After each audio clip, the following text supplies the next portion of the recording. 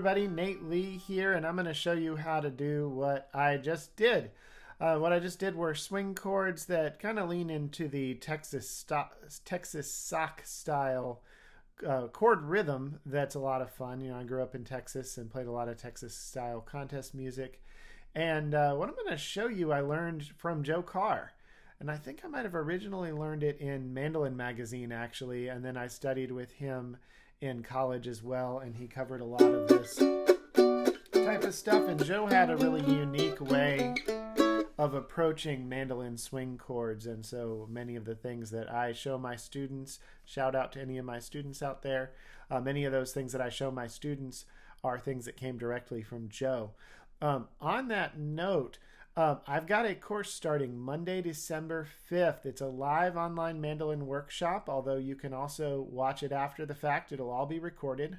And it's called Fantastic Chords and Where to Find Them. And I'm going to be covering all kinds of stuff in that class. So we're going to be covering everything from open chords, cool strum patterns you can use with that,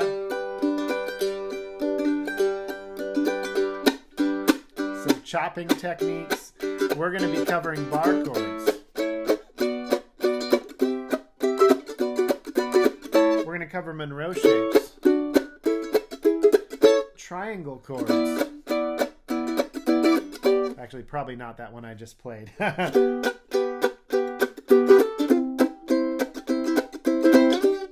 Maybe we will. Yeah, I think I might include that one. So covering all kinds of stuff. Two-note chords. And that's the one that a lot of people ask me about, the Becky Buller song, More Heart, Less Attack, where I did this thing.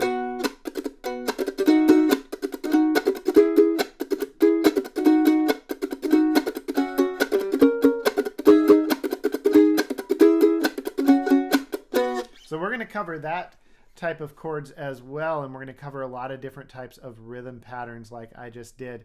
It's going to be pretty extensive. We've been working on the chord, on the workbook to go with this. And my wife made this really awesome, some of you have seen these in my courses before, but made this really awesome mandolin neck. And that's just glaring like crazy. That's slightly better. Oh, you can kind of see my view out there, out my window. The ocean is right on the other side of those houses, which is pretty cool. I've gotten a text from 84285. Wonder what that is. So anyway, we've been making these, and so far we're up to 86 of them, I think. There's probably going to end up being 100, 120 different chord shapes in this course. So check it out. The link to sign up is below, and you get to go to 360-minute sessions. All of them are recorded, so if you can't make it to any of them or can't make it to all of them, sign up anyway. You'll get a copy of those recordings you can keep forever, and you're going to get this workbook, which is basically just going to be a chords book with all my best advice in it, along with all my best advice in the course. So check it out. The chords we are going to be different than what I'm going to show you today. This is going to be a really involved chord progression. So intermediates, you can probably hang with this. Beginners, you might not pick up very much of this, but that's okay. Watch the video anyway. Advanced players, this one's for you. This came from a discussion with Lance, who has sent in a couple really great topic discussion or topic requests. So this came from a little convo with Lance about some of these swing progressions, and so I told Lance this week I'm going to do one of my favorite ones. So this progression fits any song that goes to D, then A, stays on A, back to D. Tons of songs do that.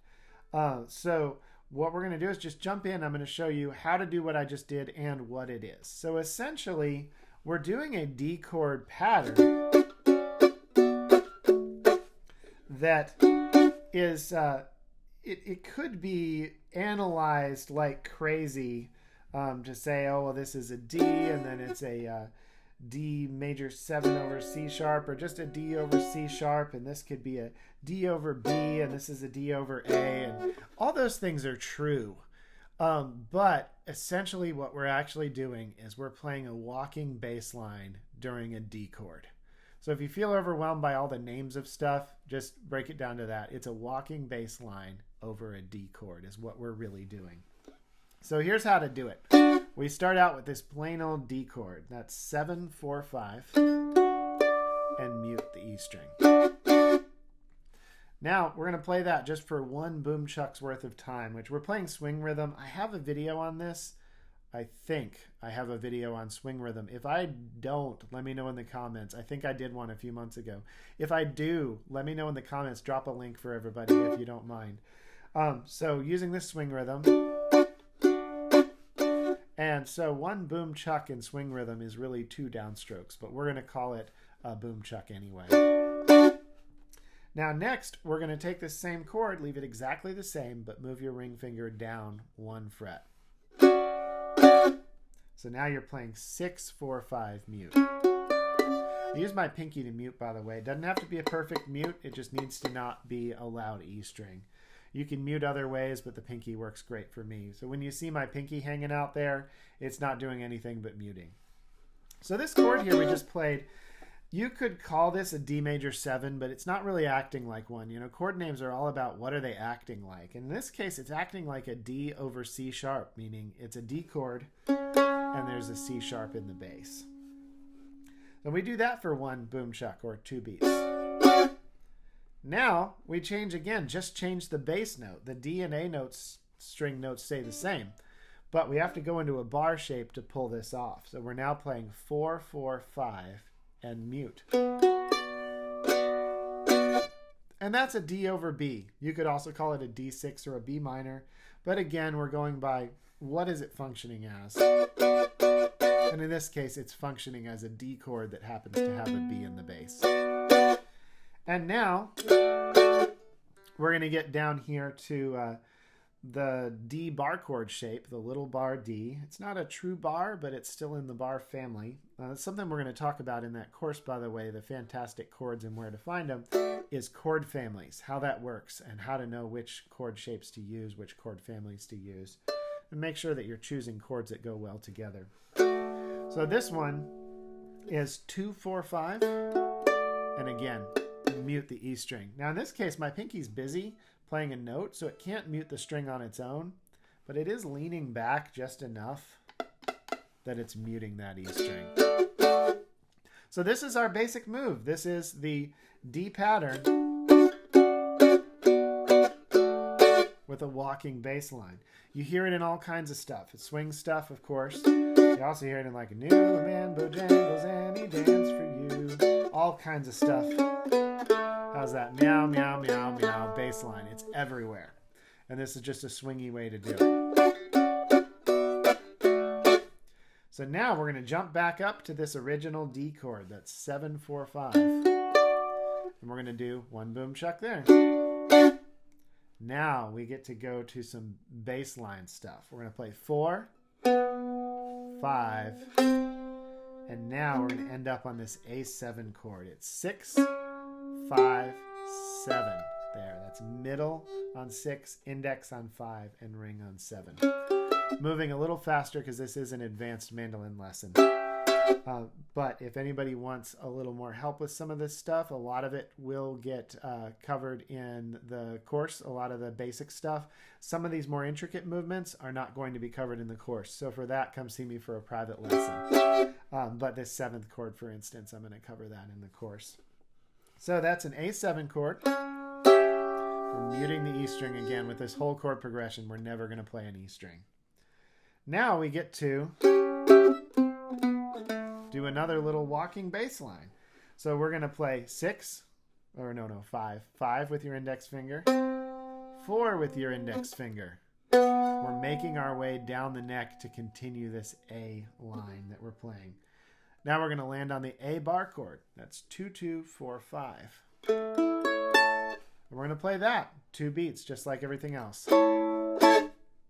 And, I said 2, 2, 4, 5. I'm thinking about the course. We're not going to play the E string. It's 2, 2, 4.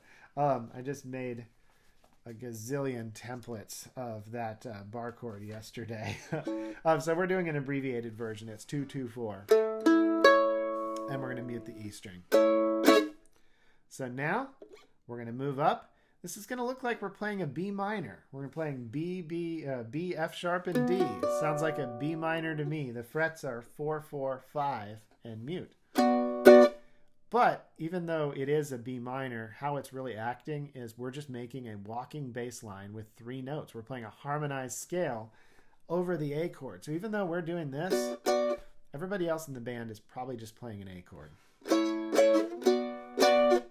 Now, what diminished would we call this? If we were going to call it a diminished chord. Maybe C diminished. Every diminished chord has a lot of names that it could go under. But again, same thing. It might be acting like this diminished chord, or it might be called that on paper, but how it's really acting is it is a harmonized scale. It is a walking bass line with 3 voices. So we're not even going to think of it as a diminished chord. It is just part of this walking movement we're making. So the chord is 5 on the G, middle finger, 4 on the D, index finger, 6 on the A, ring. And now, if we scoot that up 1 more fret, we're back at A7 from earlier. So now you've got this.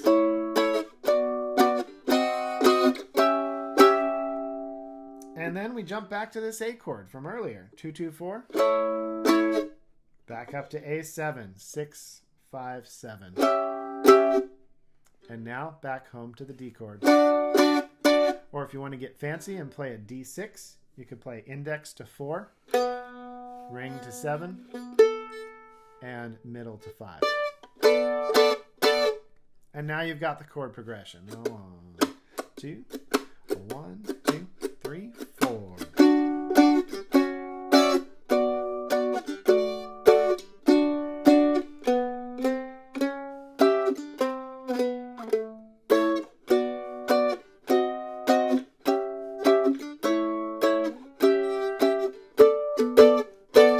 A couple times there I ended up playing just a single note instead of a whole chord, like I played that note as a single note instead of a whole chord. Take liberties with that. You don't have to do it exactly the way I'm doing it, and as you can see, I didn't do it exactly the same way each time. So where to use this? Look for chord progressions that have the 1 to a long 5 and back to a 1. Ragtime Annie, the first half of it is an example of that.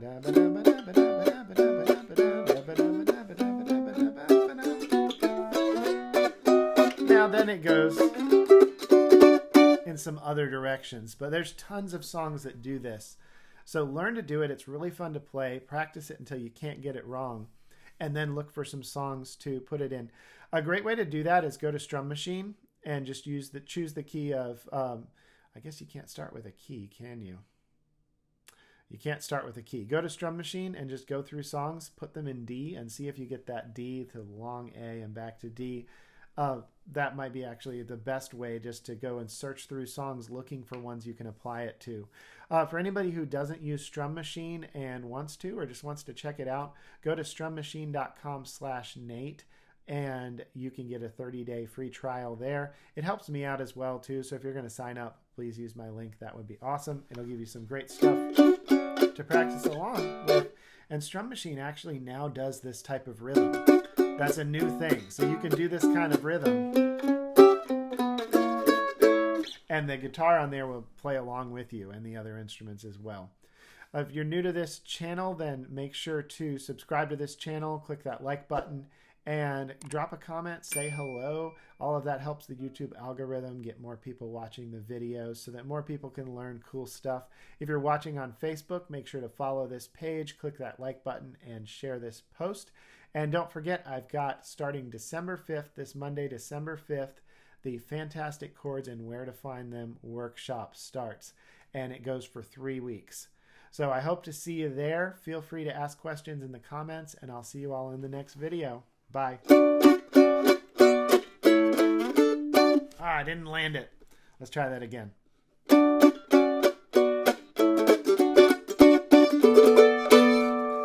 There we go. Second try.